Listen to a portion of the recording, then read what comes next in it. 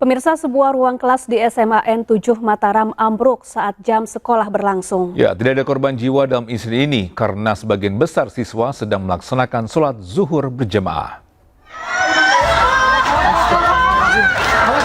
Astagfirullahaladzim, Jo, ngapain kamu langsing Jo? Allah Akbar. Ruang kelas di SMA N7 Mataram ambruk. Sejumlah siswa bahkan sempat tertimpa reruntuhan bangunan sekolah.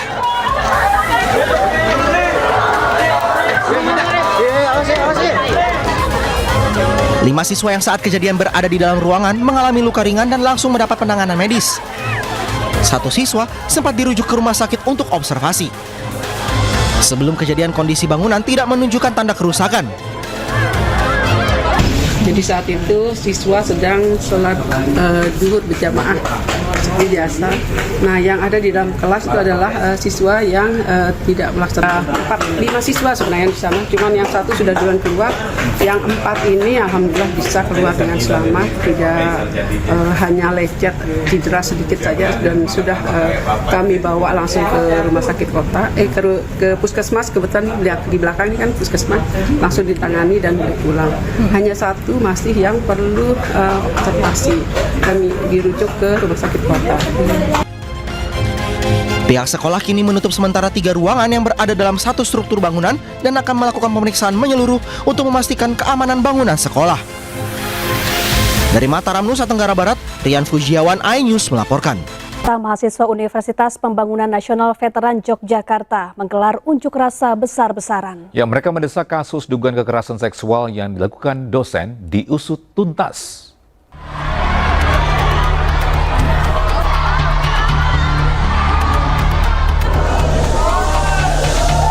Ratusan mahasiswa Universitas Pembangunan Nasional Veteran Yogyakarta menggelar aksi unjuk rasa di kantor rektorat setempat. Mahasiswa memadati gedung berlantai 3 tersebut dengan membawa berbagai poster dan spanduk mendesak kasus kekerasan seksual yang dilakukan dosen segera diusut tuntas. Ketua Badan Eksekutif Mahasiswa, Keluarga Mahasiswa UPN Veteran Yogyakarta mengatakan aksi mahasiswa merupakan akumulasi kemarahan atas belum tuntasnya kasus tersebut. Mahasiswa menuntut rektorat selesaikan kasus dalam waktu 3 hari dan menuntut pelaku dinonaktifkan. Peristiwa dugaan kekerasan seksual terjadi sejak 2013 silam dan terjadi di beberapa fakultas dan diduga melibatkan 8 dosen. Sejumlah pihak telah diperiksa termasuk oknum dosen selaku terlapor hingga sejumlah mahasiswi. Sebenarnya kami ada 7 poin. Yang pertama itu untuk terkait dengan kekerasan seksual, penanganan kekerasan seksual yang ada di lingkungan kampus. Itu komitmen dari kampus untuk menyelesaikannya dan menonaktifkan sementara beberapa pelaku yang sudah kami masukkan ke laporan Satgas, namun hingga saat ini belum ada penyelesaiannya. Jadi kami menuntut komitmen serta transparansi dari penanganan kasus, kemudian perlindungan dan hak restitusi dari korban yang paling utama. Secara inti seperti itu, Mas, dalam tempo 3 hari, karena sebenarnya ini sudah berlangsung sangat lama gitu.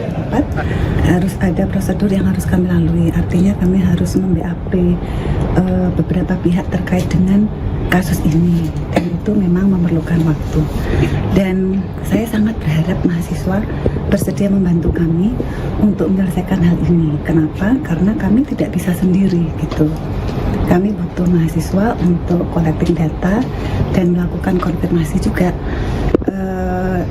BAP kami hari ini tadi ada 2 mahasiswa yang sudah kami BAP, terlapor juga sudah kami BAP gitu. Saksi ada 2, jadi kami itu sebenarnya ada yang harus mem-BAP terlapor, saksi, dan juga korban gitu.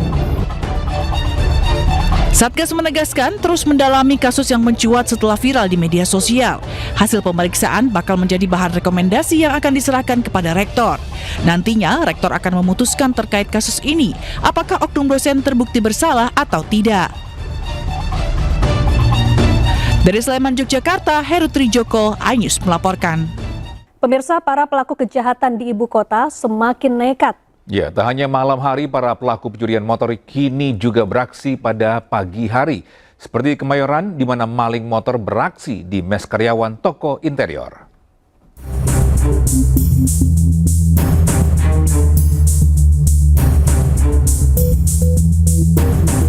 Memanfaatkan pintu gerbang yang tak terkunci, satu dari dua pelaku curanmor masuk ke halaman sebuah mes karyawan toko interior di Jalan Cempaka Baru 1, Kemayoran, Jakarta Pusat.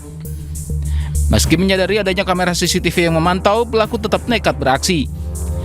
Hanya membutuhkan waktu singkat, pelaku menjebol kunci motor dan membawa kabur satu motor bersama rekannya yang menunggu. Aksi curanmor ini terjadi pada pagi hari saat sejumlah karyawan masih tertidur lelap. Sejumlah tetangga sempat melihat kejadian tersebut, namun tak menaruh curiga karena mengira para pelaku adalah karyawan penghuni mes. Sekitar jam 7:30-an itu posisi gerbang udah digrendel lah, tapi memang nggak dikunci. Juga posisi motor juga nggak dikunci cakram. Sebenarnya dari CCTV itu ada orang lah melihat, cuma dianya itu nggak ngeh bahwasanya yang ngambil itu curanmor ataupun maling motor itu. Dikira dari tim kita yang ngambil motor. Itu pelaku ada berapa orang? Dilihat dari CCTV itu ada 2 orang, yang satu standby di motor, yang satu masuk. Berbekal bukti rekaman CCTV dan surat kendaraan, pemilik toko telah melaporkan kejadian tersebut ke Polsek Kemayoran. Kejadian ini diharapkan menjadi bahan perhatian agar selalu waspada saat memarkirkan kendaraan, mengingat aksi kejahatan di ibu kota kian marak terjadi. Dari Jakarta, Rani Sanjaya, iNews melaporkan. Bisa viral isu teror pocong yang disebut-sebut menjadi modus kejahatan di wilayah Cipondoh, Kota Tangerang akhirnya mendapat respon serius dari aparat kepolisian. Ya, Polsek Cipondoh meningkatkan patroli dan mengimbau warga agar tetap waspada. Ya itu. Udah pegang. Foto ini dia. Warga Cipondoh, Kota Tangerang dibuat resah dengan teror pocong gadungan. Dalam video yang viral disebutkan pocong gadungan membuat teror dengan menakut-nakuti warga hingga warga tersebut kabur dari rumahnya. Saat itulah pocong gadungan merampok dan mencuri barang-barang berharga dalam rumah.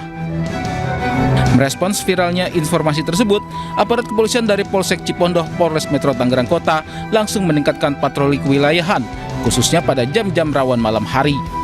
Kalau untuk di Cipondoh sampai saat ini belum ada laporan terkait masalah yang ramai, masalah pocong.